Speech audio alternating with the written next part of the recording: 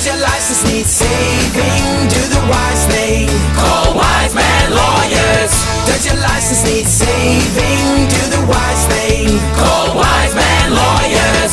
Don't face that court alone. Let the Wise Man team get you back on the road.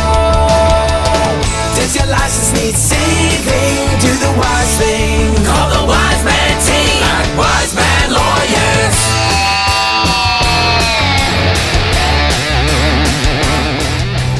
Alright, today I'm at Holland Park Magistrates Court. Client was charged with repeat high-range drink driving with a collision. So basically, he's been driving along the Ipswich motorway. There was a broken down vehicle on the side of the motorway, partly in his lane. He swerved at the last moment, but still managed to collide with that vehicle.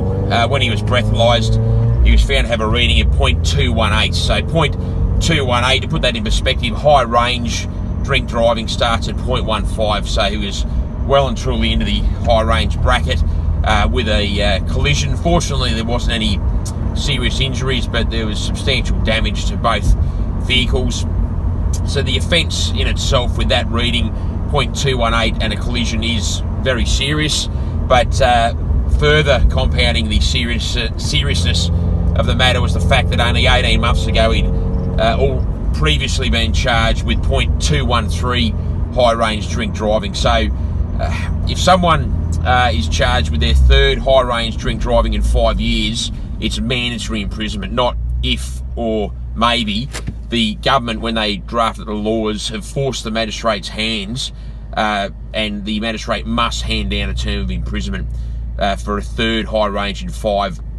And this is my client's second high range in 18 months with a collision.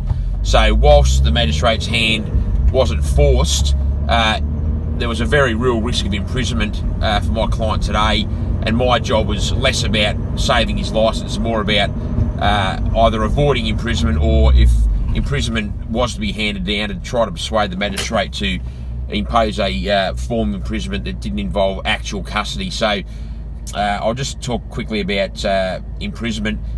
So imprisonment comes in many forms. Obviously there's actually going to jail and physically being locked up, but there's other options that the magistrate has, sort of moving backwards from the most serious, obviously being actual custody, is what's called immediate parole. So basically, if my client was given immediate parole today, technically he went to jail, but today's his release date. So he didn't physically go into custody.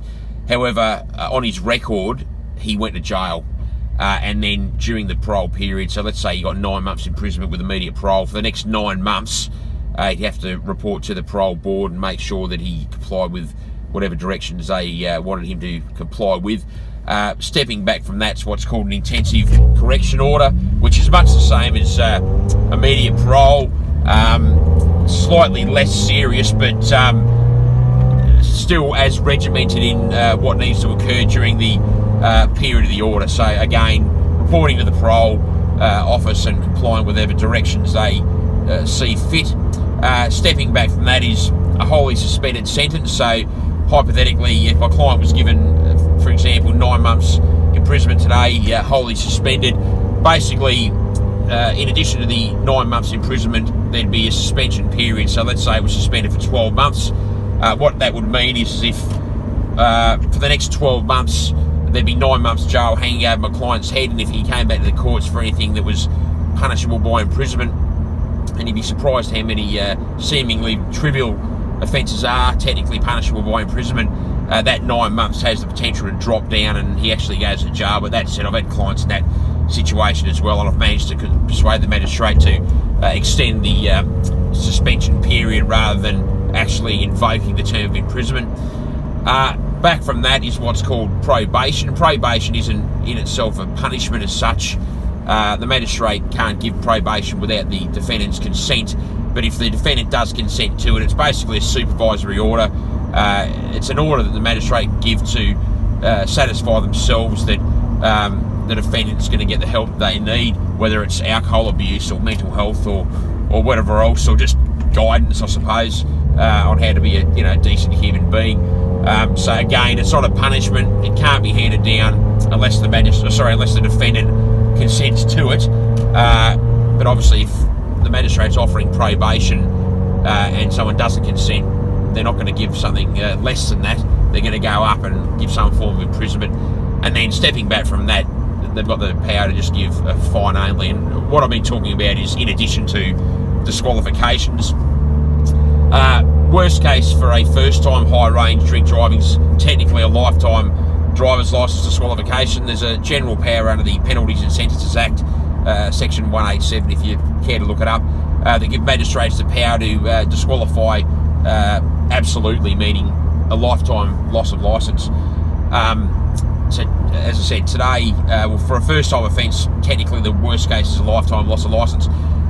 First-time high-range technically starts with a minimum of 6 months, but as I said, high range starts at 0.15. So if you're dead on 0.15 and you've taken the steps that I always get my clients to take, I do a lot of the time get the minimum 6 months. But with readings like this, with a collision, there is no way in the world anyone's going to get a minimum 6 month disqualification.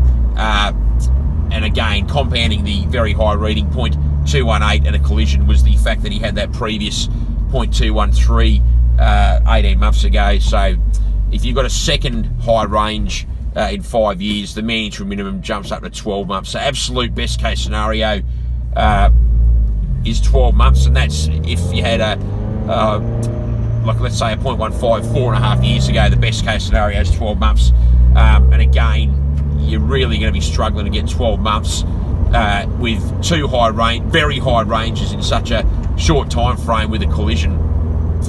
But again, my job was less about his licence and more about avoiding imprisonment. As far as preparing for today went, I got my client to carry out a number of things. There was 2 courses. I normally get my clients to do at least one reformatory course, but I basically got this client to do all of them. So there was a total of around 20 hours of actual attendance at reformatory courses, exposing him to the very real consequences of his actions. I mean, this event could very well have ended in death or quadriplegia or horrific injuries. Fortunately, it didn't, but he obviously needed to be reminded of that by being exposed to this approximately 20 hours of exposure. People come to speak at these presentations. People have lost loved ones or been severely injured, so it's not just an attendance course. I constantly get clients telling me that they cried at these seminars. In addition to that, I've got him to get to his doctor. I'm not a doctor. I can't tell people what's wrong with them, but I can tell them to go and get the help that they need. So obviously I did it as a part of my preparations for court, but for their own benefit. If you're carrying on like this, something's got to give. So go and get the help you need. I'll tell whether you engage me or not. If someone rings up for advice, I'll say, look, whether you engage Wiseman's lawyers or not, you've got a problem, get to your GP, get them to refer you to a psychologist or whoever they deem fit. But for Christ's sake, stop battling with your demons by yourself with drugs and alcohol. In any event, I basically said those words to my client, and I got him to obtain proof that he'd done that. So referral letters or whatever, just some kind of document from your GP, proving that you've actually gone to seek help and you're not just making shallow promises to the magistrate expecting some kind of benefit out of it. Got him to get character references based on the template that we provide all of our clients, and so that's what I got him to do. Further to this, given the high risk of jail, you can't just you can't go to court and say I'm sorry and won't do it again and blah blah blah. You need to give some meat, some substance to the magistrate for them to hang the decision that you want them to give onto. So I prepared detailed written submissions of case law involving charges and histories and circumstances which in my mind are as bad if not worse than those which involve my client today. In all of those cases, there's about 7 or 8 cases in the written submissions that I prepared. Most of those people didn't go to jail, but they all got some form of immediate parole or suspended term of imprisonment or something like that. A couple of them did get jail, but they were able to get like 14 to 28 days. So as I said, in the case law, most of them didn't actually go to jail. They all got some form of imprisonment that didn't involve custody, and Two of them did go to jail, but they were capped at 14 and 28 days respectively.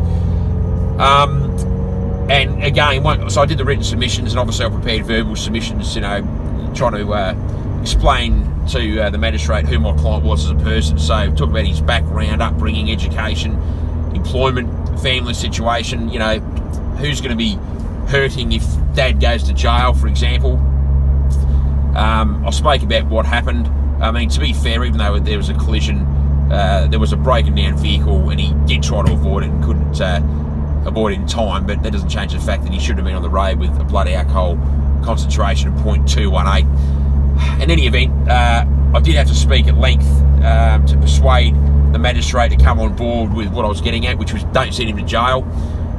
There was a bit of toing and froing about, the form that the appropriate penalty should be packaged in, meaning should it be, some form of imprisonment or perhaps probation, and there was some talk of what the appropriate disqualification period should be. But as I said to my client, when it's about me keeping you out of jail, I'm not in the business of taking my cake and eating it too. So I don't go in there trying to keep someone out of jail and then say, all right, now let's get a fantastic disqualification. If you're red hot for jail, that's the pretty much the sole target for my purposes. And at the end of the day, if you don't go to jail, and your license, while it's a concern, should be expected to be taken off you for some period with, as I said, 0.218 with collision and previous 0.213 within 18 months.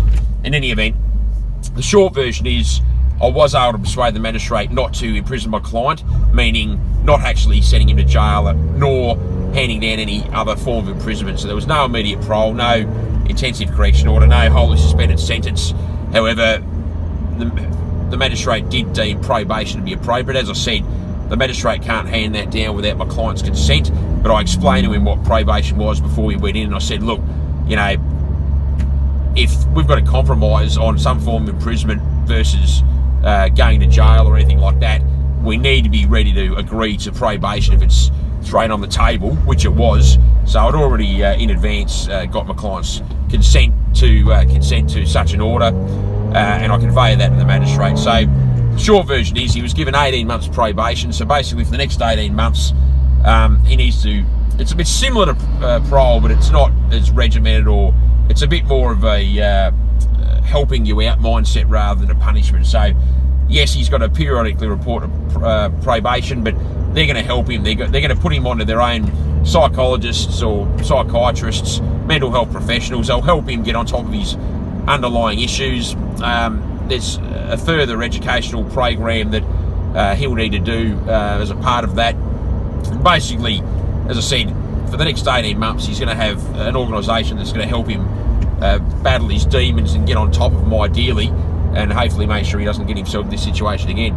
With regard to disqualification, he did get a 15-month disqualification, but as I said, I'm quite happy with that. And if it was more than that, it wouldn't have come as a surprise, and nor should it, because to avoid jail for this type of behaviour is a very good outcome, and a 15-month disqualification in my mind, again, for 0.218 with collision on a major highway with a previous 0.213 is a very good outcome. So 18 months probation, 15-month loss of licence, clients clearly relieved, wife's clearly relieved, kids are happy that dad's going to be home tonight. I'm Andrew Wiseman, thanks for watching. Hi, I'm Andrew Wiseman from Wiseman Lawyers, Queensland's only truly dedicated drug, alcohol and traffic offence law firm. If you face loss of licence, loss of vehicle, imprisonment or anything in between at any court in Queensland, we can and will help you today. This is our specialty. This is all we do. Give us a call, 1300 947 352. I look forward to helping you resolve your issue today. Don't face that court alone. Let the wise man team get you back on the road. Does your license need saving? Do the wise thing.